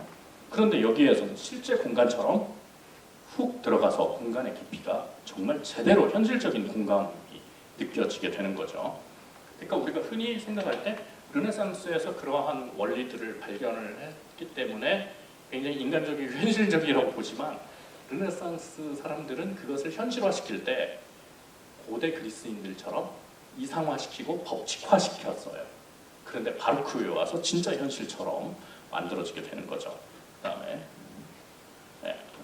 마찬가지죠. 여기서 더 잘 드러나네요. 이게 만약에 연극의 한 무대라면 실제로 배 모형을 가지고 와서 이렇게 나온 것처럼 보여주겠죠. 여기가 제1열, 중경이 제2열, 그 다음에 저 아래 아예 저 먼 곳. 그러다 보니까 실제로 1열 배치가 되고 평면적이 되잖아요. 그러니까 여기서 입체적인 공간감이라고 하는 게 실제 이런 깊이가 아니라 각각의 층 레이어들이 그냥 포개져 있는 것처럼 보이죠. 그런데 이런 공간에서는 사실적인 공간으로 쭉 그 공간의 깊이를 우리가 느끼게 됩니다. 그래서 르네상스적인 것은 평면적인 것, 바로크는 입체적인 것 이렇게 얘기를 하죠. 그 다음에 닫힌 형태에서 열린 형태라고 하는 것은 자 이상화시켜서 딱 그 스토리를 딱 그 앞에서 전달을 해야 되죠. 그러다 보니까 화면 안에서 다 끝나야 되죠. 아니 실제로 식사할 때 우리가 만찬 할 때 이렇게 쭉 일렬로 앉아서 먹나요? 아니잖아요. 이 방식이 어떤 방식? 바로 TV 화면 앵글을 찍는 방식입니다. 가령 제가 집에 TV가 없어서 TV를 잘 안 보니까 모르는데 옛날 뭐 이런 거 만약에 대하 드라마 이런 거 보면 왕이 앉아 있어요. 그리고 사극잇을 이렇게 보여줄 때 왕을 옆면에서 이렇게 보여주고 측면에 딱 있으면 양쪽에 이렇게 있을 거 아니에요. 그러면은 카메라 앵글이 이렇게 오면 뒤통수가 보이는 사람들이 있죠. 거기에 중요한 인물들 들어가는 거 본 적 있으세요? 오히려 왕이 있으면 카메라로 봤을 때 삼정승이 이렇게 나란히 앉아있고 그 밑에가 앉아있고 여기는 하극들이 앉아있어요. 말이 돼요? 안 돼요. 근데 우리는 카메라를 보는 앵글이 그렇게 보여야 되니까 그렇게 활용을 하죠. 영화 같으면은 뒤통수가 나와도 돼요. 근데 카메라는 그렇게 그 TV에서는 그렇게 잡지 않죠. 그 TV의 카메라 앵글을 잡는 방식이 바로 이 방식이에요. 그래서 모든 것이 그 화면 안에서 딱 들어오게. 그래서 만약에 우리가 이렇게 카메라를 옮기면 밖에 아무것도 없어요. 죄송합니다. 제가 시계가 없는 줄 알고 끝나는 시간 알람을 미리 맞춰놔가지고 끝나기 5분 전에. 그런데 루벤스의 그림 같은 경우는 이렇게 해서 카메라 앵글을 이렇게 옮기면 여기서도 뭐가 막 전투가 벌어지고 있죠. 위에도 보면 아래도 보면 뭐가 있죠. 그래서 닫힌 형태라고 하는 건 사실은 공간이 closed, 완결된 형태라고 얘기하는 거고 열린 형태라고 하는 것은 사실은 열린 형식 그래야 더 맞는데 여기서는 화면 안에서 스토리가 안 끝나요. 왜? 계속 전개되고 있는 것 중에 한 장면만을 딱 포착해 놓은. 그래서 계속 요 그림 캔버스의 프레임 너머에서도 뭔가가 막 이렇게 존재하고 있는 거죠. 하며 그리고 이제 다원성에서 통일성이라고 하는 거는 화면을 볼 때는 훨씬 더 정돈되어 있는 게 르네상스의 고전적인 방식이잖아요. 그러면 훨씬 더 다양한 것들이 존재하죠. 가령 구도를 먼저 보자면 일단 그 라파엘의 작품에서 보면 저 맨 위에 있는 애들부터 보면은 요 제한된 사람을 넘어서 쭉 삼각형 구도를 크게 이루고 그 안에서 이런 삼각형의 형태가 나타나죠. 그런데 이거를 화면 안으로 국한을 시켜서 보면은 쟤네가 여기서 퉁 닫혀서 이렇게 동그란 타원형 형태가 되죠. 벌써 두 가지, 하나에서 두 가지가 나오죠. 거기에다가 맨 꼭대기에 있는 애는 뭐 빼고서라도 요 시선과 화살, 그 다음에 갈라테 시선, 손잡이까지 해가지고 쭉 또 대각선 구도로 나타나게 되죠. 그런데 또 얘네는 얘의 몸과 시선과 방향성 때문에 또 이쪽에 일렬로 배열이 되어 있으면서 이쪽의 방향성을 보여주죠. 그러니까 벌써 하나의 완결된 구도 안에서 그 구도 자체가 또 세부 구도가 막 몇 개가 다양하게 섞여 있잖아요. 근데 얘는 훨씬 복잡한 것 같지만 전체가 한 덩어리인데다가 나눠봤자 요렇게밖에 안 되죠. 실제로는 커다란 이런 사선 구도이면서 이런 둥근 구도로 분할이 되지만 그래서 훨씬 더 통일적인 부분을 갖다가 보여주고 있다고 하는 겁니다. 구도면에서. 다음이요. 그 다음에 명료성과 불명료성 같은 건 아까 선적인 것과 회화적인 것에서 충분히 이해가 될 수 있죠. 왜? 선과 선을 통해서 주된 대상과 배경 그걸 확 구분을 해버리니까 모든 사물과 형태들이 다 명료해지죠. 그런데 바로 그 회화에서는 빛과 어둠의 대비, 그 다음에 색과 색이 갑자기 보색이 막 갑자기 다른 색이 딱 겹쳐지는 게 아니라 경계가 모호해지면서 슥 색채가 넘어가다 보니까 형태 자체가 불명료해지죠. 자, 이 페루지노 작품에서도 아까 그 원근법의 그런 원리가 나타나요. 제일 중요한 인물들 마치 연극 무대에서 보는 것처럼 일열, 그 다음에 엑스트라들, 중간열, 중경, 그 다음에 좀 맨 마지막에 마치 무대 막처럼 실제 공간은 너무 자연스럽게 표현되어 있잖아요. 그런데도 굉장히 평면적으로 보이게 되는 거죠. 이러한 공간이 실제로 연극이나 오페라의 무대로 쓰이게 되는 거죠. 다음. 아까도 여러 번 봤던 후생의 솔로몬의 심판. 자, 사각형이라고 하는 공간 안에 아주 또렷한 삼각형 구도. 그래서 주제의식을 분명하게 드러내고 형태들이 너무 또렷하죠. 또 나머지 인물들 일렬로 쫙 배치가 되어 있죠. 뭐 공간성도 자세히 나타나 있고 대상의 묘사, 재질감, 빛, 형태 모든 것이 다 또렷하고 명료하게 나타나죠. 그런데 이런 작품들 같은 경우는 화면 전체는 화사한데 명확한 대상이 하나도 없죠. 다 흐릿하게 묘사가 되어 있죠. 그러면서 불명료하게 나타난다고 하는 겁니다. 이러한 그림들이 실제 귀족의 그 귀족적 퇴폐, 향락주의 이제 루벤스의 그 화려한 화사한 화풍을 가져와가지고 귀족의 퇴폐적인 취향. 그래서 결국은 지들끼리 한 100년 잔치 벌이다가 혁명이 일어나가지고 근대 사회로, 근대 시민 사회로 이행을 하면서 예술조차 완전히 확 뒤바뀌게 되죠. 인류 역사상 유례가 없이 정말 확 뒤바뀐 게 프랑스 시민혁명이었잖아요. 인간의 모든 제도, 정치, 교육, 가정, 도시 인류 역사상 유례가 없이 우리의 그냥 삶의 방식이 확 바뀌게 됐는데 당연히 예술도 거기서 바뀌게 됩니다. 거기에 그러한 외적인 예술 외적인 조건 가장 중요한 조건이 뭐가 바뀌었을 것 같아요? 지금 나오는 거예요?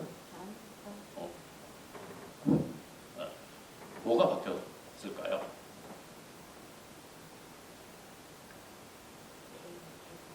네? 개성? 개성은 좀 나중에. 물론 그건 내적인 얘기죠. 예술 외적인. 자, 이런 작품들 누가 주문해요? 왜 그렸어요? 주문하니까 그렸잖아요. 누가 주문해요? 주문할 수 있는 사람들, 교회, 왕, 귀족이잖아요. 근데 그 세력이 다 몰락해버렸어. 아니요, 걔네들은 주문 못하죠. 옛날에는 그래서 어떻게 바뀌었다? 선 주문하면 후 제작을 했어요. 근데 이제는 먼저 예술가들이 자발적으로 제작해놓으면 전시된 걸 보고 후 판매가 되는 거예요.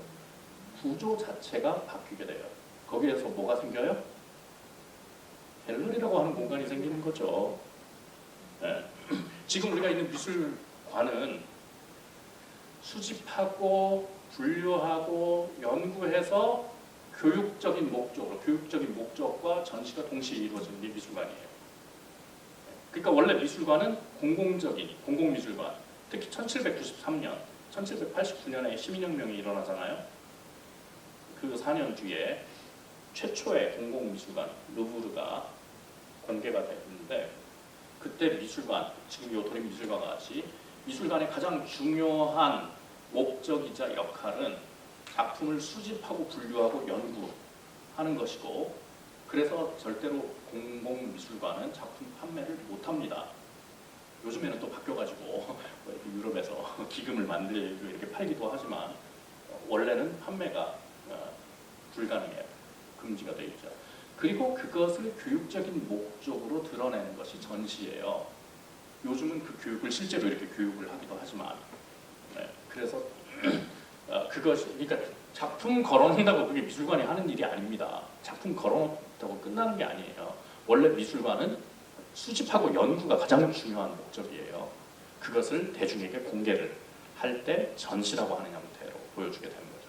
그래서 미술 전시라고 하는 말, 엑서비션이잖아요. 그 19세기까지만 하더라도 엑서비션과 엑스포지션 구분이 크게 없었어요. 엑스포지션 무슨 말? 줄여서 여수, 엑스포. 그걸 박람회라고 하잖아요. 그 구분이 없었어요. 둘 다 굉장히 교육적. 근데 파인 아트를 본격적으로 할 때 엑서비션이라는 게 굉장히 강하게 된 거고, 갤러리라고 하는 공간을 통해서 특히 작품을 개인이 구입할 수 있게 되는 거죠. 그러한 제도적인 외적인 변화가 근본적으로 일어나게 돼요. 거기에다가 1790년에 칸트의 판단력 비판이 나오면서 그럼 이제 예술가들이 뭘 해야 되나? 예술은 뭐 해야 되나? 예술은 어떠고 해야 된다라고 하는 어떤 기준을 탁 제시를 해놓고 나니까 거기에서 이제 소위 우리가 이야기하는 모더니즘, 예술의 자율성 개념이 파인아트라고 하는 용어와 완벽하게 결합을 하게 되면서 빠르게는 로맨티시즘, 낭만주의부터 리얼리즘, 인상주의, 후기 인상주의, 야수파, 입체파 줄줄이 갑자기 막 우후죽순으로 생겨나게 되는 거죠. 그러면서 우리가 지금 아트, 예술 그러면 딱 떠올리는 그러한 개념들이 그때부터 비로소 생겨나기 시작을 해요. 그러니까 우리가 지금 이런 것들을 부른 예술이라고 하는 개념 얼마나 된 거예요? 서구에서조차 300년도 안 됐어요. 300년이 뭐예요? 오사르라는 말이 생긴 게 1747년에 최초로 생겨요. 바뚜에라고 하는 프랑스 아카데미 회원에 의해서. 그리고 그 개념이 보편화되기 시작된 거는 얘네들 한참 뒤에 18세기 말에부터 19세기로 넘어오면서 생겨나게 되는 거죠.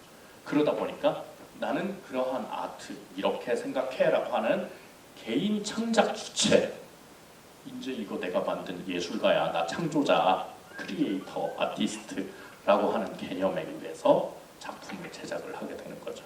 그래서 그때부터 본격적으로 뭐가 들어가요? 자, 여기에 찾아볼래도 없죠. 제가 만약에 요거 안 써놨으면 누가 만들었는지 몰랐을 거예요. 물론 여기 계신 분들이 아시겠지만, 근데 이제 이때부터 그 이후부터는 엄형이 본격적으로 들어가잖아요. 이게 이제 사회적인 배경 변화와 나란하게 외적인 내적인 변화들을 다 수용을 하면서 예술 역시 급변하게 되는 거죠. 그러니까 같이 놓고 보면 왜 이게 똑같이 미술사야? 이런 생각이 당연히 들 수밖에 없게 되는 거죠. 하지만 그 변화를 우리가 이해할 필요가 있다는 거죠. 딱 여기서 잘 끝났네요. 그렇죠? 네. 로코코는 뭐 개인적으로 보시면 될 것 같아요. 네. 질문 있으신가요? 좀 도움이 되셨나요? 네. 고맙습니다. 크게 대답해 주셔서. 네, 하여튼 그래도 이렇게 오늘 첫날 대면 수업에 이렇게 많이 와주셔서 감사합니다. 네, 다음에 뵐게요.